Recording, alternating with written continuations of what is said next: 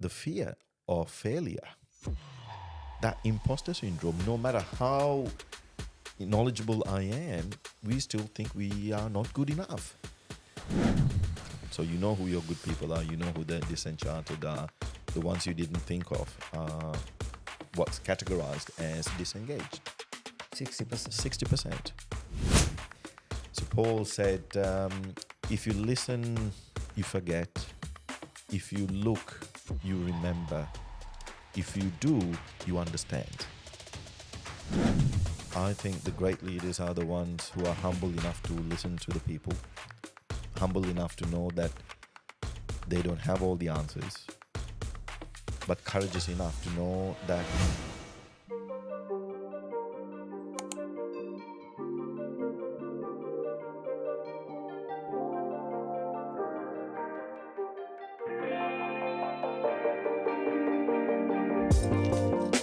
All right, welcome back to the Quest for Success podcast, and thanks for tuning in for another episode.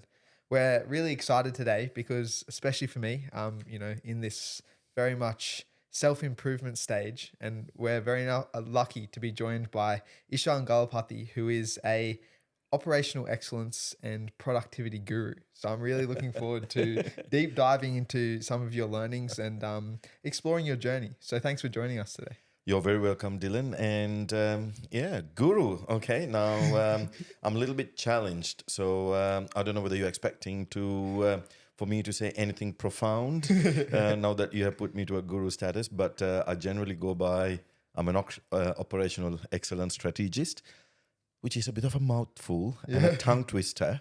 And in one of the interviews, one of the questions was, what exactly is that? What do you actually do? Was one of the questions it got. But no, hey, great afternoon and great weather and great to be here. Yeah, thanks. And I mean, you're a speaker as well. We've got your 2 books over there as well. So Yep. you're very accomplished in this space. So really looking forward to diving into it. Yeah.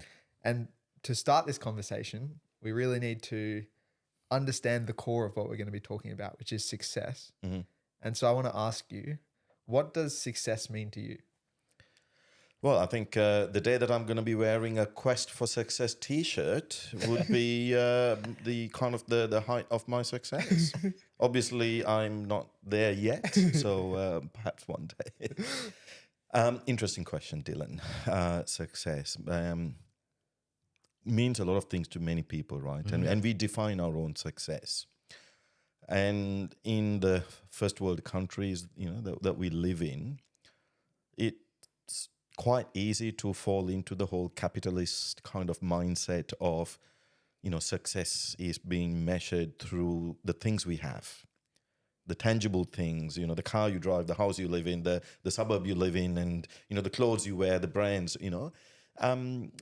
I'd like to think as, there are 2 aspects for me. There's the personal aspect and there's the professional aspect. And from a personal aspect, when people ask me this,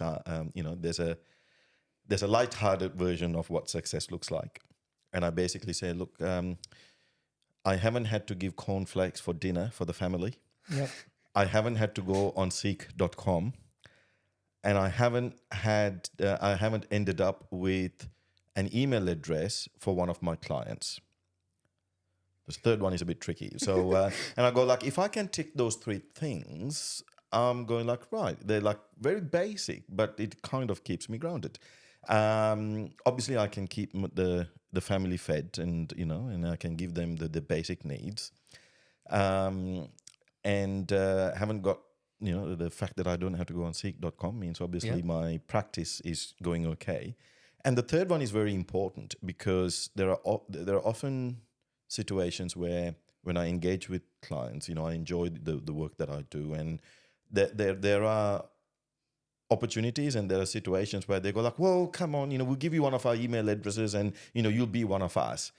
So I constantly and consciously make sure that I stay on this side and I stay in my business, but I provide the services. Now, that's kind of the light-hearted version.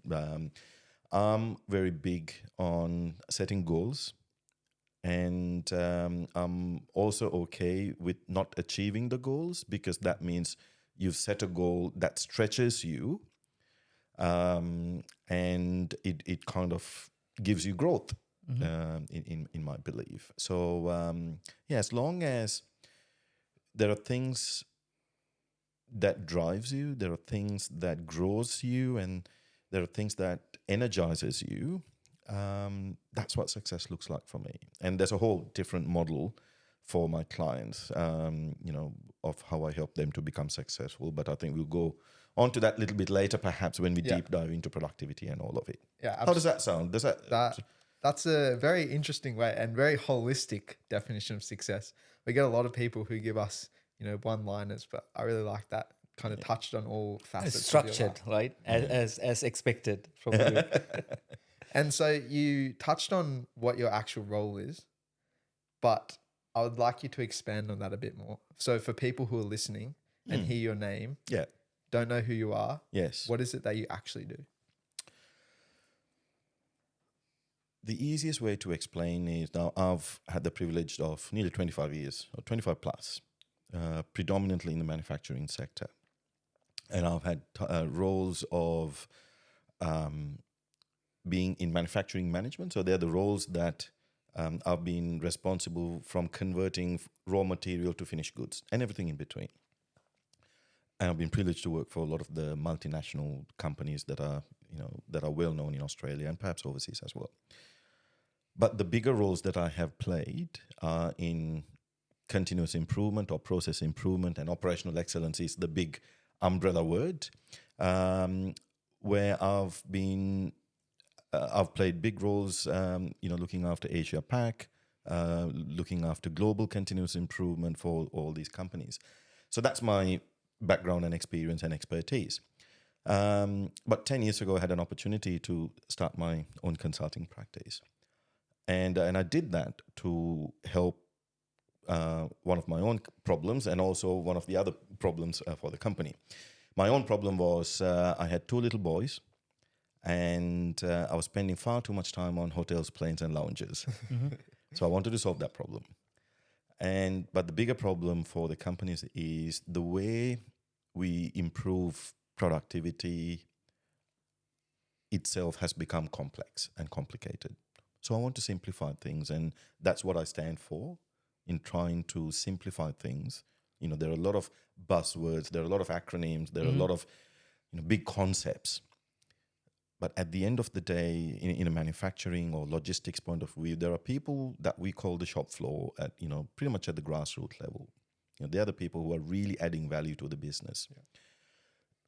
If they don't understand why we do what we do, if they don't understand what are all these managers and leaders are doing to improve and to engage, then we've lost the plot. So a lot of the work I do is bringing people together from a people and process point of view, and improving productivity. It's a little bit like this. Say you were watering your beautiful garden, right? And you're going to be opening the tap, and there comes a point where all of a sudden the water, stops. And you look back, and there's a kink in the hose. And you go like, right. If you didn't see the kink, you're going to be opening the tap, and you're going to be frustrated because there's not enough water coming through. So you go and you go like, there's a kink here, and you undo the kink, and you come back and go like, there's more water coming through. And so improving productivity is a little bit like that. If the hose is your business, you've got assets, you've got people, there's a capacity of what the business can deliver. But there are kinks. There are the inefficiencies in the business that prevents you from getting the best of what those assets can deliver. We call it asset utilization, is the fancier term. Yeah. So you're not getting the best of your assets. Some of those kinks are obvious. You look back and you know those problems. They're the problems when I start with my clients. I go like, where does it hurt the most? Right. So I don't do diagnostics because I think that's why consultants get a bad rap when we go and do diagnostics. So I've consciously gone, I do not do diagnostics. You hear phrases like, do you want to borrow the watch to tell me the time? That's what diagnostics are, right? Yeah. You're borrowing the watch to tell people the time. I don't do that. There are obvious spots that are hurting. They're the kinks that you see, but there are also kinks that you don't see. So once we undo some of those kinks that you see, what I do best is then embedding frameworks, building capability within the business, so your people will see what I see, because I see a lot of other kinks that's preventing you from getting the best of the best. And what that does is it allows you to release a lot of latent capacity, potential. Yeah. But what I love most, Jem and Dylan, is when I go back to the businesses whom I've been working with, 12 months later, they are delivering even 10, 15% more with the same number of people and with less working capital, right? So there's less stuff in the middle. So what that means is people are happier because there's less frustrations, there are less kinks. But from a business owner's point of view, there's more profitability at the bottom line. Sorry, you were going to ask something. No, yeah, I was going to ask, what are those? Give us a bit of an I example. can't yeah? give you all my secrets. Yeah. There are a lot of methodologies. Yeah. If you hear about lean manufacturing, does that mean anything to you? Yeah. Right. So lean manufacturing is one of those frameworks that gives you, I guess, different lenses to look at where those losses are. The obvious losses are, if you look at a P&L, where are the negative variances? Right. So it's an opportunity of looking where are the obvious kinks. Wherever there is a negative variance, that's the red. So how do we minimize those reds? And typically, those negative variances are you've overspent, let's assume, labor. So if you're delivering a product, you're making a product, there are what's known as standard costs. That means what is the expected way of doing business? Now, if you overspend, that's a negative variance. And then when you look back, you go like, well, our margins are less. We're losing money because we are over-servicing our customers, perhaps unnecessarily. Or we're doing something incorrectly to what we thought we could do. Therefore, we're losing money on these products or the service, right? Or there could be purely inefficiencies. We briefly started talking about this over the cup of coffee before we got started here, around how there are so many systems from a software and technology perspective these days, right? We're meant to be in Industry 4.0, right? And when we listen to conference speakers, when we listen to a lot of presentations, if you read what's on LinkedIn or if you look at a lot of business journals, the concepts like Industry 4.0, smart factories, it's making you believe that we almost live in a world from Bourne Identity or James Bond or Minority Report, where you're wearing augmented reality and you're pulling reports, right? Yeah. Of all where the data. But the reality of factories and warehouses I walk into is far from that. We have multiple systems, and the biggest issue is one system doesn't talk to the other. So you have people downloading data onto spreadsheets, and and they don't know. Most people don't even have the capability to sort data or analyze data. And here we are actually working for the computer. The computer is not working for us. We are working around the computer limitations. This is the world. So we think we are smart in terms of utilizing systems, apps, technology, but there are a lot of gaps in between. So whether it is double handling products or services, or whether it is working around those limitations, or whether it is overspending on material or labor, they are the inefficiencies. And so it's the way I work is trying to build the capability in those businesses, so people first can identify beyond the obvious points, But then, most importantly, what do we do about it? Right? Teaching people where the inefficiencies are alone is worse than not showing them at all. Yeah. Because once you start seeing it, you see it everywhere, and you're going to be more frustrated than you were before. Because now you just see everywhere, right? It's like that scene from the movie The Sixth Sense. You would probably have been too young to. You'd have been a little one back then. Like it's the Bruce Willis, and there's this kid. I think it got a lot of accolades for it. And this young kid sees dead people, right? So and there's this famous scene where he goes like, "I see dead people everywhere." And it's a little bit like that, right? So it's like, I see inefficiencies everywhere. Yeah. So, but then you have to give the systems and the processes on how to improve. I can continue to talk for the whole 1 hour, but this is very I'm interesting. conscious, right? Very But, useful as well. Yeah. So it's really about kind of opening people's eyes to the inefficiencies that are all around them. That's number one. Yeah. And then how do we get, so the point number one is how do you identify? Yeah. And point number two is how do you go about helping those people to improve? And one of the biggest mistakes business leaders do is they take it onto their shoulders because it's their business and they are the leaders. Now we want to fix it for the people. And in doing so, we alienate the people because we are fixing it for the people. And one of the statements that I often share is that don't fix it for the people, fix it with the people. And what I mean by that is if you see, let's continue with the kink metaphor. Here's a kink in the business. And it could be, let's say you got this line or this area of a warehouse or a factory, and that's the area that is the most inefficient. For whatever reason, you know that you can't process the expected rate of orders in a day, right? And people are complaining. So then, once you know the structured problem-solving approach, and there are many approaches or many frameworks, they all work. You just pick one and stick with it. And you set up a little cross-functional team, and you enable them and you allow them to basically work through the structured approach and solve the issues. And a lot of the times, you don't need any more capital expenditure. You just need people to try a few different ways of, it's trial and error, I guess. And it's amazing what people come up with.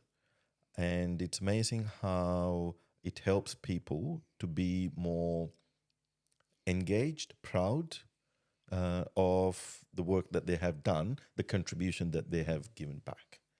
So, that's...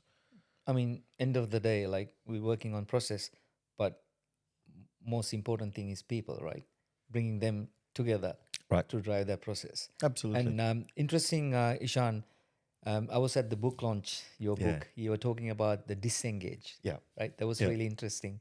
Can you share with us a bit more information on that? Yeah, certainly. And thank you for your support. And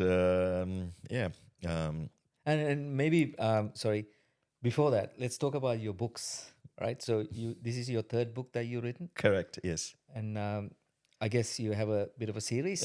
I do have a series.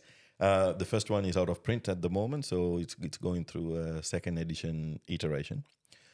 The first book, I think, came out in around 2017. What happens, Dylan and Jam, is I found that as businesses grow, there are many businesses and privately owned businesses where the top line grows and the bottom line goes the other way, right? As a percentage, right? So the percentage growth, there are many ways of growing the business, but as the business become larger and larger, as a percentage, profitability goes down. Not always, but most of the time. Or many businesses. Yeah. The reason is the complexity within the business grows faster than the top line. So the first book is, I think there are 10 paradigms. There are 10 paradigms, in fact, on these hidden opportunities. Hidden growth opportunities is the title of the book. And I share these 10 paradigms where to look at a business through a different lens. Because as a business grows, there comes a tipping point where I tell the business owners, it's time to wear the big pants. You're in high school now. You're not in primary school. So you're a big boy. So let's wear the big pants. And I think the businesses comes to a tipping point of going through, graduating from the primary to the high school.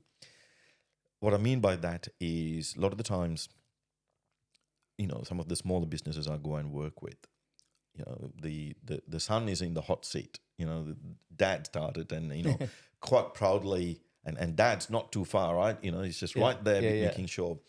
And they quite proudly they show, look, me and dad started in the garage and 30 years ago, and 15 years later we moved into this industrial apartment, and here we are now in this factory, and we got all these people and multiple shifts, and the issue is exactly that. The top line's growing, the bottom line's going the other way.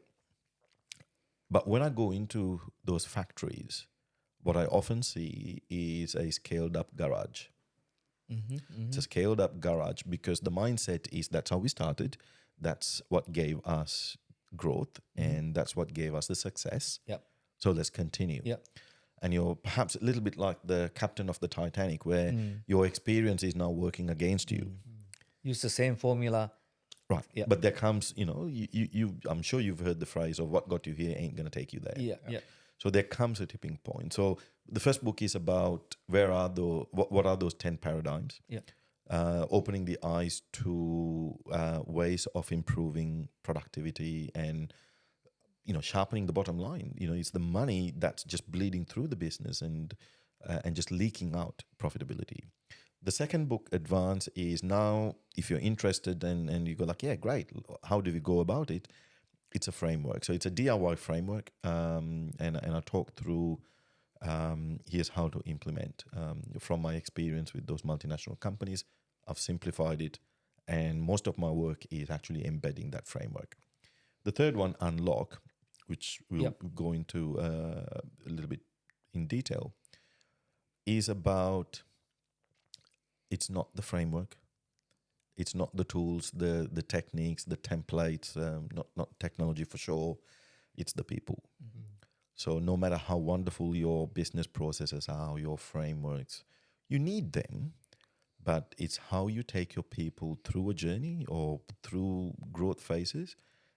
That's what's going to give you the biggest boost. So the third book is about, if you have the framework, then how do you deploy it to take people through it? Excellent. And that the discussion that you had at the book launch. It's about so interesting thing, right? And tell me if this rings true for you, either in your own business or businesses that you know of. In any business, apparently, and there's only a handful of people who are hardworking, diligent people. Stars, yeah. Right. You know who these people are? Because they're the ones you always rely on to get projects done, to go and solve the problems. And if there are back orders, they're the ones who will push through. They're the ones who will come on overtime, and, they're the ones who will make it work. Yeah. All right.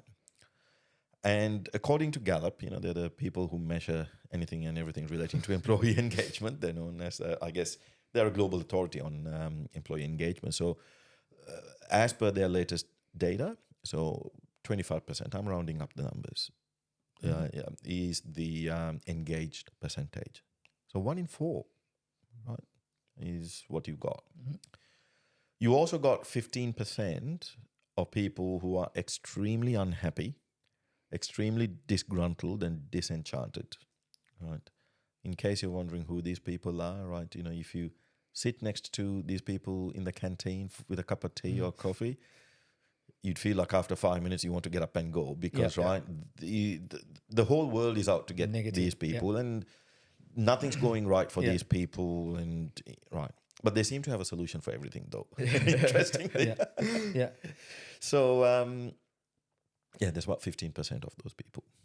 Now, if you've done the maths, there's a 60% left, right? So you know who your good people are, you know who the disenchanted are, the ones you didn't think of are what's categorized as disengaged.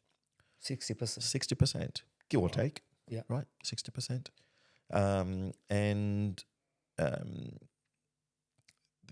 so Gallup categorizes them as disengaged. Now, what I know of this category is that they're not disengaged. So over my 25 years of improving productivity, what I've realized is that these fence sitters, sometimes we call them, they're quiet quitters, right? Because they just give up or they just stay quiet. Yeah. But they love to get involved. So the trick is not always trying to rely on your hardworking, diligent people, because you're at the risk of burning them out, overwhelming them, or exhausting them. They might become a disengaged fence sitter. So you got to get more people. And now, particularly now, it's so hard to get good people. Yep. Right. So there's shortage of good people, right? So you've got to get the best of your teams. And the only way is to tap into this fence sitters, because I know they're only seemingly disengaged. I'll give you an example. 10 years ago, I was working and helping this factory in South Africa. And their biggest issue was that their lines were constrained, so they had issues and they couldn't manufacture as much as they could. So they had kinks in their factory, and we wanted to undo some of those kinks. So we identified which part of the factory and the line that was the biggest issue. And I coached some of the people and I built the capability and said, right, let's try to solve some of these problems. One of the steps is to go and talk to as many people in that area. So there's no point talking to everyone and anyone. So we run focus groups for the different shifts, the different operators. You bring them in and you ask certain questions around, what's frustrating them, what's stopping them, what's stopping, how do we get another 10%, etc. Sam was one of the best operators in this business. Everybody, so from a leadership perspective, knew that Sam, we call them the gun operators, right? Because they're like the machine whisperers. They come and touch, they just fix a few things and all of a sudden the machine is running so much better. The problem was that Sam was a quiet quitter. Sam was a fence sitter. And the business leaders were quite disappointed at times. They're like, they're the ones that we think that, why do they just turn up in body only? Why don't they, they just leave the brains behind, right? Is how we think. So we were always talking about, Sam has so much potential. Why isn't he, sharing his insights, etc. So here was Sam, that we had brought him in to a specific focus group. And I was just observing from the back of the room, and the team leader that I had coached was doing her part, and we're doing a brainstorming. So the session ended, they all walked out, and I just walked up to the whiteboard and I was just analyzing the answers that they had come up with and trying to categorize them in a meaningful way. And when I saw the team leader running towards me, right, it's just yell like, Ishan, and he came and grabbed my hand, and I knew something was not right. So what's going on? It's like, well, Sam spoke to me. And I'm like, unless this is one of those moments like in Forrest Gump, like where Forrest Gump, breaks silence after, and, everybody thought that he was dumb and he wasn't dumb. And you were like, unless it's one of those moments, I'm like, yeah, Sam spoke, because I wasn't privy to all the information about Sam up until that point. And I said, what did Sam say? Sam said, no one for 17 years had asked for my opinion. So you know who your good people are, you know who the disenchanted are, the ones you didn't think of are what's categorized as disengaged. 60%. 60%, give or take. Yeah. Right? Yeah. Right, is the Simon Sinek's book, right? Yeah. He's one of those people. The other operators looked up to Sam because he's the experienced one and he's the expert and he's been there for 17 years. So that was the moment that we re-engaged Sam, and he was part of the group, and we did so much more, and that wasn't the only thing. Of course, we fixed a lot of the little issues, from a machine perspective, and we touched on a lot of the processes, and in about 2 months, that line turned around its performance. It was like night and day, right? And I can share so many other stories, and it always comes down to that. How do you engage the people in that area? And not just to ask, what can we do, right? But you're doing it purposely, you're doing it in a structured way, and people love it. Sorry to interrupt. I just wanted to jump on quickly and say a massive thank you for all of the support so far. But I also wanted to ask a favor of you guys. We want this podcast to reach as many people as possible so that we can share all of the incredible learnings that we've had so far. But in order for us to do that, we need to grow our following to beat the algorithms. But the good news is, however, there is one simple thing that you can do to help us reach that goal. So I ask you, if you could please follow or subscribe to us on whatever channel you're listening to this on. It'll help us grow the channel, which means we can get on bigger and better guests for you guys. And with that, back to the episode. And I want to ask you and get your perspective on something. Do you think it's becoming more important for businesses to focus on this now? Because you mentioned Sam had been there for 17 years. Right. Now that's becoming an absolute rarity. People who are unhappy in their jobs are changing more and more rapidly. It's very rare nowadays that you see, especially people in my generation, staying in jobs if they're not happy for more than 2 or 3 years. Yeah. So do you think engaging with your employees is becoming a greater factor for companies? It always is, and I'm of course biased because that's what I do and that's what I help businesses to do. But it'll be interesting too if I flip the question back onto you, Dylan. So let's say that there is a business that you join, where the culture is that, I mean, there's always opportunities to improve. There are always inefficiencies in businesses.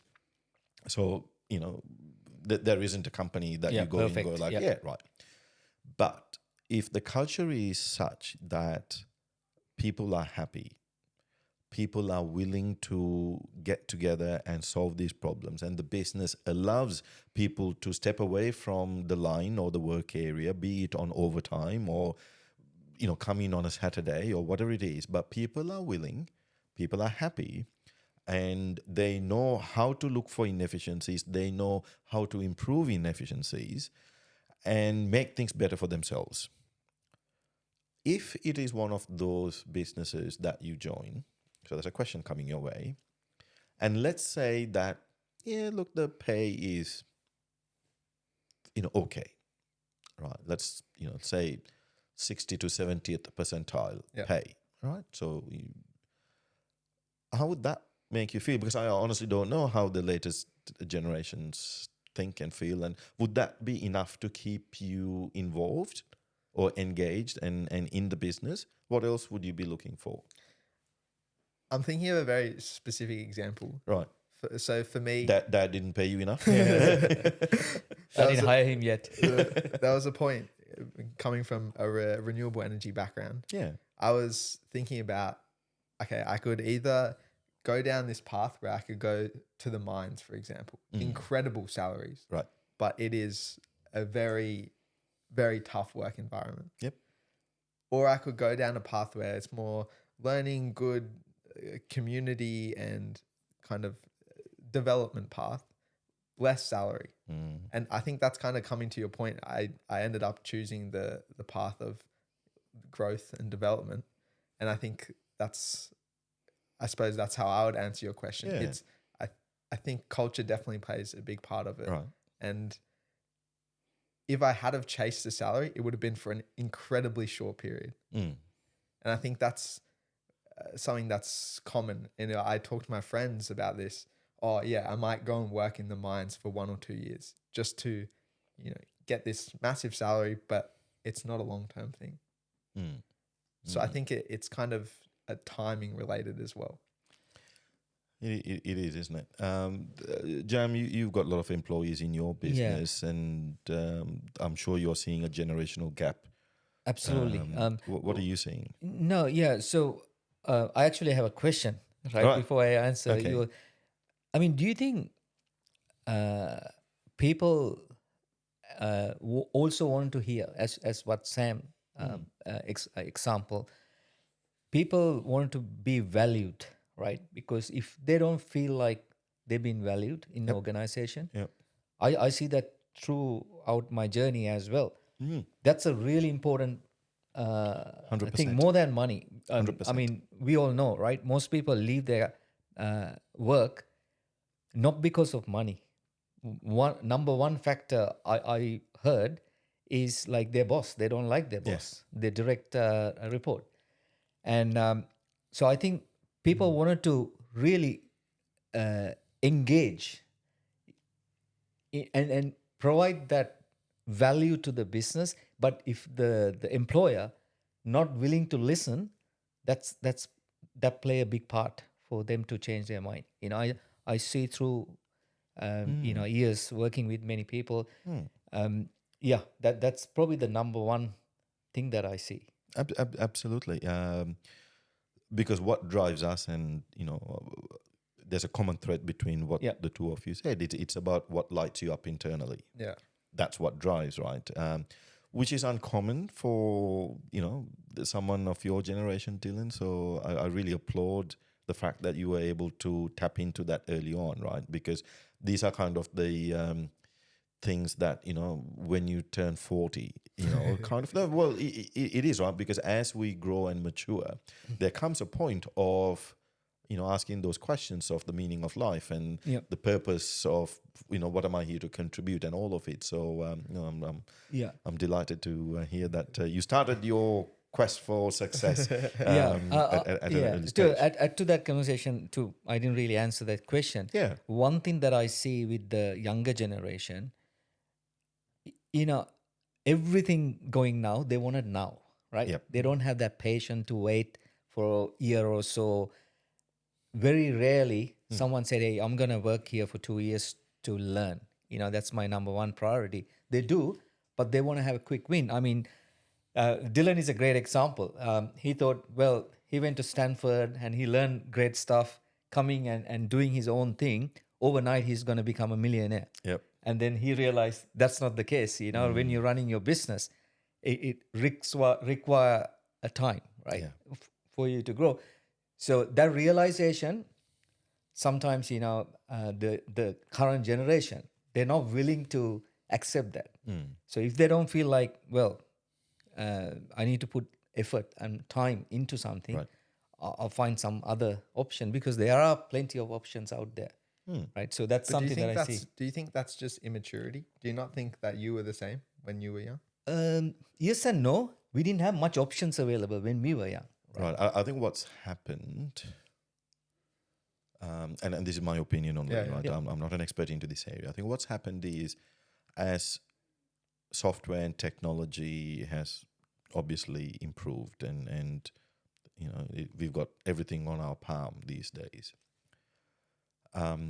What's happened is we see a lot of news. I think there are two things. One is because there's so much information coming to us, there is the impatience, or there is the what's it called, like the what gets your attention, right? That attention span is continuously reducing.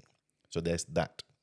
The second thing is the stories we hear, whether it is Airbnb, whether it is Uber, or most recently AirTrunk, we hear these great stories, right? And the mega success that these stories, and we think they're an overnight success because we only hear about them at the point of being successful. But not many would know for 7 years, Airbnb were rolling on credit cards, nearly being broke. But that persistence, the patience, and your belief of that this is going to work is what's going to actually give you that success. We all think that, as a 17-year-old, I can learn to code and I can come up with an app and, one of the tech companies is going to buy for millions or billions perhaps. And that's it. My life's sorted. Is the mindset that's been fed through, the news feeds that's coming at you. Reality is far from it. Yeah. And I think there's a great quote from Elon Musk, and someone's interviewing him, and he says, everyone wants to have my life. Right. Everyone says they want to be me. But then you can see it in his eyes. He kind of turns and he says, but people shouldn't. I sleep in the factory. Yeah. I'm working so long. I don't spend time with my family. And it's exactly to your point. We only see the positive side. Oh, look, Elon Musk, look how much only the good news money he has. You don't see the behind the scenes and the grind. The struggle that goes into it as well. And I think that kind of nicely comes back to a 360 point of what does success look like. So if you hang your hat on success is the 8-figure salary, boy oh boy, then good on you. If that's going to drive you, and if you think you're going to be able to do good for the world, certainly there are a lot of things that we can do with money. Helping the needy and the causes. But to get to that point, as you said, is hard yakka. Yeah, absolutely. And on that, there's so many things that you talk about in terms of people and processes. If you were a young person today, what do you think is the most valuable skill that you should be developing? Mindset.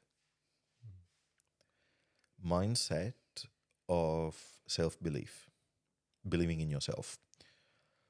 And I don't know how this would play from an employee perspective, but certainly, crossing the bridge or, turning, or sitting on the other side of the table as an entrepreneur, one of the biggest hurdles we face, even to make the decision of shouldn't I become an entrepreneur, is the self-doubt, and what's the imposter syndrome. I was at a conference 2016, so this is the year after that I had set up my practice, and I had barely been in business for 12 months. And one of the good mentors that I was, who was helping me, said, Ishan, there's a workshop for entrepreneurs. I'm going and you're coming with me, like $2,000. And I'm like, what? All right. He said, no, you're coming. All right. And it was one of these American gurus, Alan Weiss. There are a lot of books written by Alan Weiss, and he's a successful business coach, and he's also an entrepreneur. Right? He helps businesses, but he also helps individuals to become business coaches. So he was in Sydney and he was running a 2-day workshop. And here I was, trying to learn and, take notes and absorb as much as I could. When I went there would have been about 40 people. And here I was in a table of 8 or 10. People with 5, 8, 10 plus years of running their own businesses. And on day one, and I thought I had hit jackpot. All these successful entrepreneurs, and I thought, oh my God, just, I was the young kid on the block, right? I was not even 12 months. And I thought I was just rubbing shoulders and like, oh, great. As the day progressed, and particularly into the second day, I think the shield started coming down. People started opening up. And what I could hear was, even after 5, 8, 10 plus years, still the fear of failure. That imposter syndrome, no matter how knowledgeable I am, we still think we are not good enough. So working on the mindset, if I, if I could go back and, I think that's one that perhaps would have helped me to fast track even more, or, be in a different place. But I'm consciously aware of it. And I spend more time working on the mindset and kind of personal productivity than in the business. Yeah. On that note, like, can we go back to your childhood? Like, take us through your journey, like, because what we realize, part of this discussion, most of the people that we talk to, we went through their journey just to understand how they become today, like, that journey through. So if you can take us through, how did you start, like your childhood? Yeah, well, in 1970, no, you don't want me to go further. That's all right. Yeah, happy to listen to your story. So I was born and bred in Sri Lanka. Yep. Right. I was born into I guess what we would classify as upper middle class. My parents are not uber rich, but they had enough Comfortable. to very comfortable life. Yeah. My dad's story is, I didn't realize at the time, but he's what I would consider as a self-made millionaire. He's a self-made man. Nice. From it's a real rags to riches, but not through an entrepreneurial perspective, but from employed and being a senior leader in business. More entrepreneurial. Yeah. Yeah. Right. But he went through a lot of hardships, and pretty much supported his family, parents and siblings, and put himself through education and absolute. The more I learn, like you, Jam, you're inspired by your father. I know I've listened to bits and pieces of that episode. I want to go back and listen to that episode. So I'm inspired by my dad.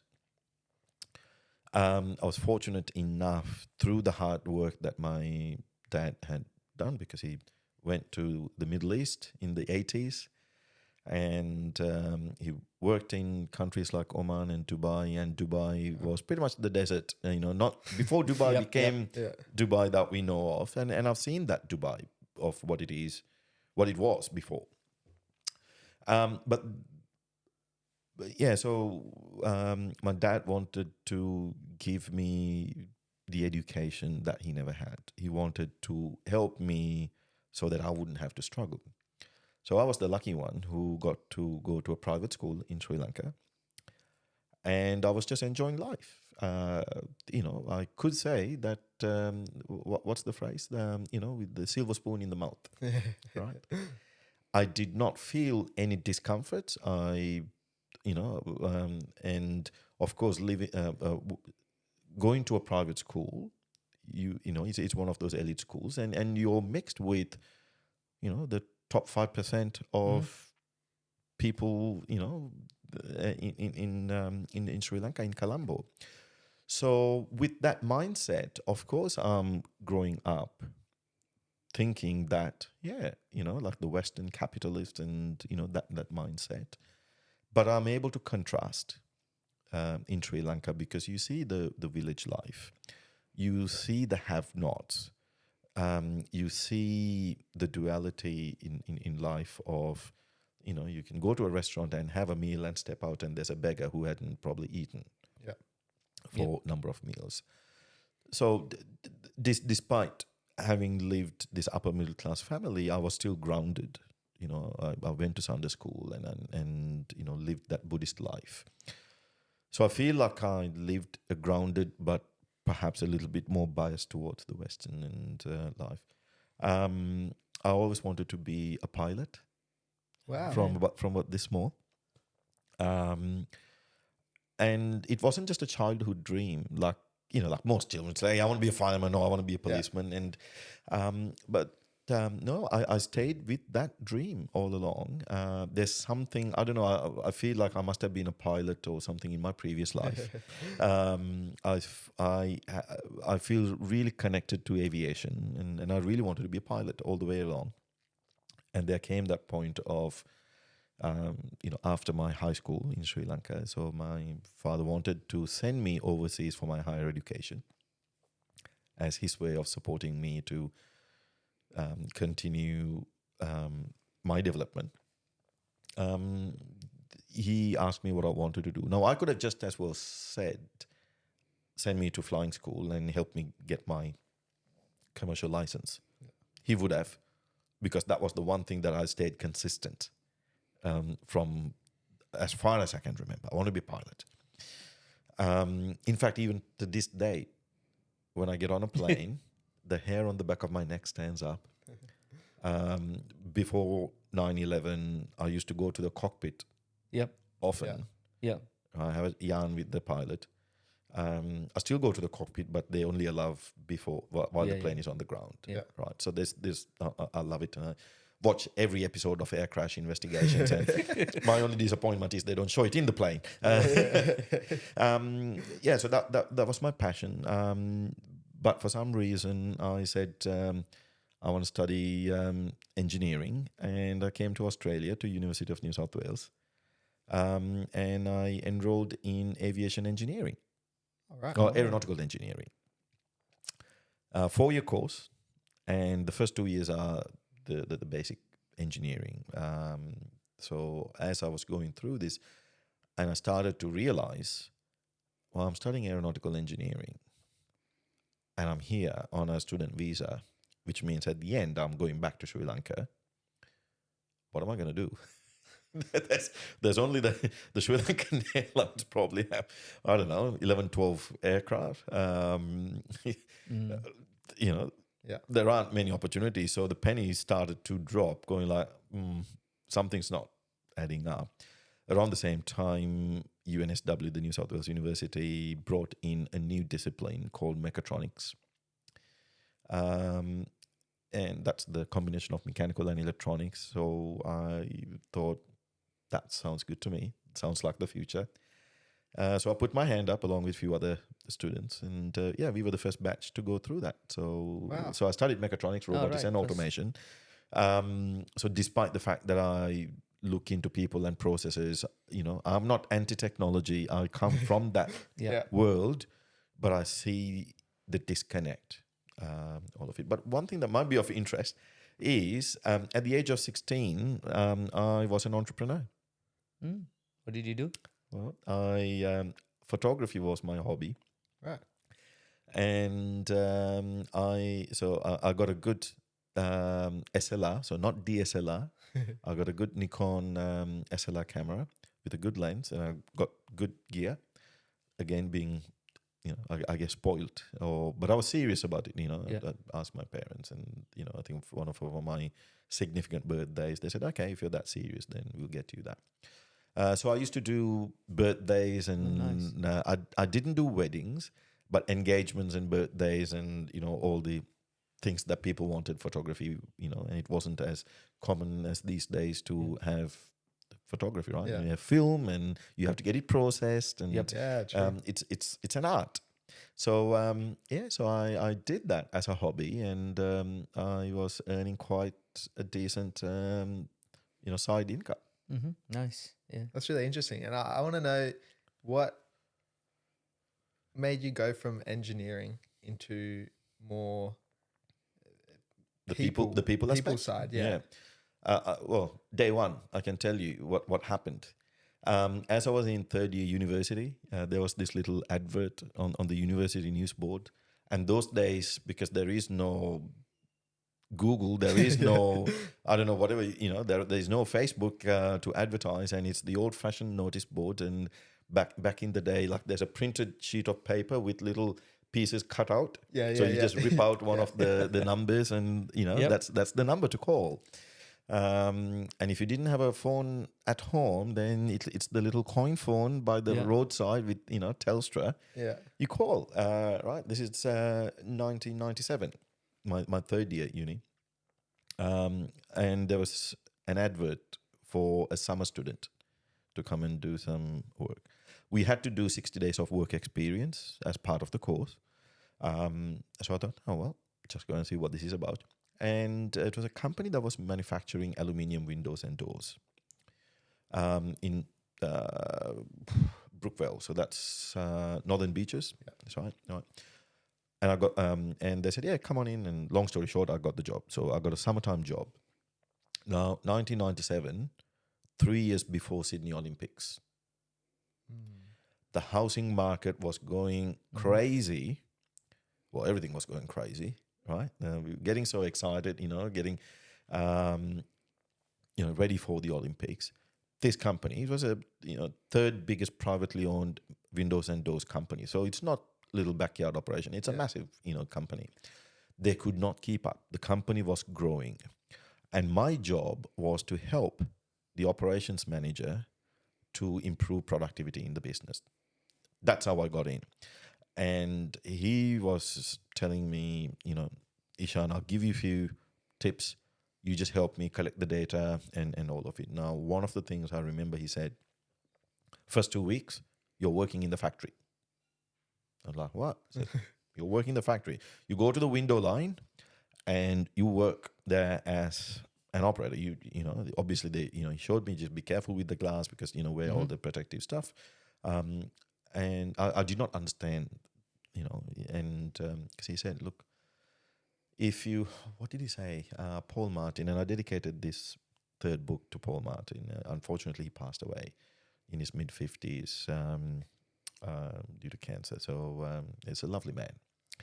So Paul said, Shanin, if you listen, you forget. If you look, you remember. If you do, you understand. I like that. Right. So he said, I want you to do. Go and do the doing in the window line and you will understand. Right. And so like, okay, I went and did. So that's how I got into it. And here I was, the robotics engineer who went in to this business. The most sophisticated piece of kit they had in this business was an electric drop saw. Cutting, right? You make that horrible noise, like as you cut the aluminium, these 6 meter lengths. Everything else was put together. 150 people in that factory. Wow. Pneumatic presses, pneumatic screw guns, rivet guns. It was all handcrafted, shall we say? So back in the day, look, these are factory employees, right? Most of them are tattooed. Every sentence started with F this and finished with an F that, and here they were, nailing the window to the timber and all of a sudden the, right hand would move faster than the left hand. So they would accidentally staple the hand to the timber. And they would just put the gun down, take the pliers, pull the nail out, and they would continue to work. OHS had a different perspective at the day. So that's the environment I went into. So straight from studying, robotics and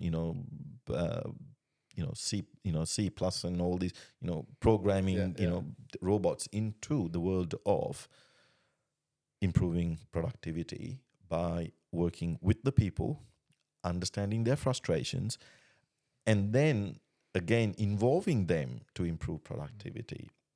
And so I guess I kind of fell into it. And then I just realized no matter how much automation there is, no matter how much software applications or technology we put in, there are still people interacting with, pressing buttons, moving things, doing that. So that's how I fell into it. And all the way through, I worked for Arnott's Biscuits and I worked for Kellogg, highly automated multinational companies. And guess what? You still have people. Yeah. And the faster you run those machines, when things go wrong, the harder you fall, right? Because one thing I do know of highly automated high-speed lines is there's not a lot of buffer between machinery. Yeah. So if one stops, you got 2 or 3 minutes to react or to deal with. And there comes that strategic thinking of operators of how to solve those problems. And if they don't know that, you better open the dump gates and everything's just going into the bin. So, so people your biggest asset. Absolutely. And I suppose on that point, I know you do a little bit of coaching as well. And considering people are so core to businesses, leadership is also another important part. Mm. Is there anything that you think stands out from that makes a good leader and a great leader? Like, what makes the great leader?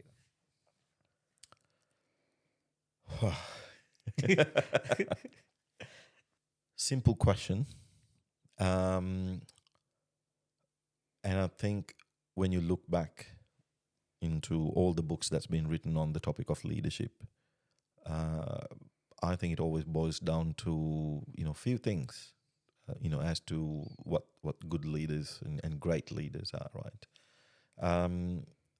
I think the great leaders are the ones who are humble enough to listen to the people, humble enough to know that they don't have all the answers, but courageous enough to know that they can lead people. Now, what leading is to give people the confidence that I've got this, to inspire people that I'm going to make it better, but at the same time to be humble enough to know I really don't know how to get there, but I know we will if we work together. Anyone who can make people feel that, I think is a great leader. And I've had the privilege to work with a few of such leaders that I've captured in the new book as well. Well, that's excellent. I mean, we could talk all day about productivity and leadership and process improvement, but we've just cracked an hour and I'm mindful of the time. And so I want to take you back throughout this journey and looking backwards on it. Do you feel successful?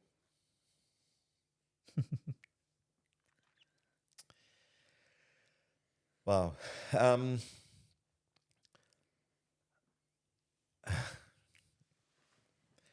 It's a tough question. If we were having this conversation 30 years ago, I would feel like, here I am crossing the borders from Sri Lanka, coming here as a student, and there's this, looking forward to something different, something new. And if you were having this conversation 20 years ago, then we'd be at a point of, me just leaving that first, the Windows business into the FMCG. So again, there's something new that's just looking forward to. And certainly 10 years ago was probably the biggest step of leaving, cutting the employee umbilical cord and stepping into the entrepreneurial world, setting up my practice. So there's something that I'm looking forward to. And this year is my 10th year. Wow! Congratulations. Of being an employee, of running my own practice. And I feel like I've only just started to get a handle of what this, business is all about. So I feel I'm ready for that next phase of what do I do and what do I provide. And certainly as my two young boys are, the second one is almost an adult, 17 and a half, and the older one is 20. So I'm at that pivotal point of, I've had these milestone moments of creating my own success. And success is that, what goals do you set so that it drives you, it energizes you, and it allows you to be a better person, a bigger person, a bigger person from, the way that you can influence and do more to the world. I feel like having lived all those decades, always being driven, always looking forward to something bigger, is a successful life. I would agree with you. I like the way that you put it. So you think success is more like a journey, right? So and you divide that journey into like decades. Yeah. So you're kind of setting the next decade. Right. Right. Yeah, for your success journey. Yeah. Yeah. And it always is a journey, isn't it? And we say that life's a journey, and, don't forget to smell the roses. It's so important, because when you are an entrepreneur, weekdays, weekends don't mean much. Public holidays don't mean anything, because it's another day that you can work, and you can. And so switching on and switching off is something that you got to do mindfully. But yeah, absolutely, that it is a journey. I read this book, and I think we are kind of coming to a wrapping up point, and I think this is probably a good way of wrapping up what I have to say. And I forget this book. It was written by a footy coach. And I'm a bit embarrassed, because I should remember the name, and I'll do my best. Maybe I'll share it. You can put it into the show notes. into the notes. He started. It was a footy coach who was terminally ill, and he only had weeks, perhaps months, to live. So he wanted to write a letter for his unborn grandson, and the letter he started to write ended up being a book about that thick and that big. And on the back of the book, he says that life in reverse makes perfect sense, but unfortunately you have to live it in forwards.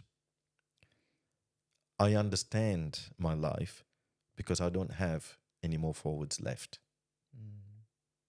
Is what he said. And I thought that was quite profound. What we all go through, these turbulences and turmoil and all success, we are living in forwards, but it only kind of makes sense in backwards, because some of these hardships that you have to go through, sometimes is there for a reason. It's to give you the growth, to give you the learning. And if you haven't been humble or open enough to take those learnings, then I think you've lost the plot. So I think that's a great way to. That's very powerful. Yeah. Steve Jobs says the same thing. You can only connect the dots looking backwards. Right. Right. And totally agree with that. And I suppose to wrap this conversation up, I have been jotting down a few things which I think contribute to your success, your successful life. And I think the first one that I've got is you push boundaries. And in your definition of success, you said you like to make stretch goals. And I think that is something that's very common amongst entrepreneurs as well, is always trying to be better and push the boundary and go more. And especially in your field, trying to process improvement. If you just stayed inside the box, you would maybe get a percentage improvement. But by pushing the boundaries, you can really, really maximize and get the most. And that leads me to my next one. You're very much an engineer. You look at things with the optimization mindset. Right. And I think you see it a lot in businesses. Engineers make up quite a high percentage of business leaders because they have this kind of mindset. They look at things very structured and strategically. And how do we optimize? And from a life perspective as well, how do we improve 1% better every day, as James Clear says? And then the other one that I have is proactive. I think when you were talking about going into these companies, sitting people down, having conversations, you're kind of doing the stuff that no one else really wants to do. People know that they need to talk to their employees. People know some of these strategies, but you don't just talk the talk. You get in and actually walk the walk and help these people walk through that process. And I think by doing that, doing the nitty gritty, doing the hard work, you're actually developing these companies. And I think that's a great aspect. And then the last one, which for me is definitely the biggest one, is you are an exceptional communicator. You distilled some very complex topics into really simple, easy to understand things. And I think that's becoming something which is few and far between.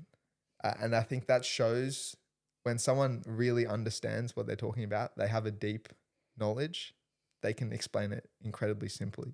And you did it through storytelling as well, which is excellent. So they're the kind of high level things which I think have led to your successful life. And I'm really grateful for you coming on and sharing some of your wisdom with us today. It's been incredibly insightful for me. I've taken quite a few notes. So thank you so much, Ishan. It's been great. You're very welcome. And I've never had anyone, kind of repeat my life backwards. It's almost like it's like one of those 60 minutes or it's your life kind of episodes, right? So I'm touched. I'm touched by someone, again, very young, but who has got that depth to understand, analyze, and to kind of put it back in a few words, almost on the fly. So thank you. Loved it. And Ishan, if people want to find out more about what you do or find your books, where can they find more information? I can give a URL, but if I say my name, that's going to be hard, right? Particularly if people are listening to this on the go. I think my latest book is perhaps the one that I'm really proud of because it connects to a lot of businesses, even outside of manufacturing or logistics. So unlockbook.com.au, unlockbook.com.au. If you go there, you land on the book page. But from there, you can navigate back to the homepage and read more about myself and what I do and everything else. So. Perfect. We'll have a link down to that in the show notes below. Ishan, thank you so much for this conversation. It's been wonderful. And for those listening, if you could do us a massive favor and subscribe or follow us on whatever platform you're listening to this on. And also head over to our website, thequestforsuccesspodcast.com, and do our success survey because we want to hear what success means to you guys. And on that note, we will catch you guys in the next episode. Thank you very much. Thank you, Ishan. Thank you. Bye.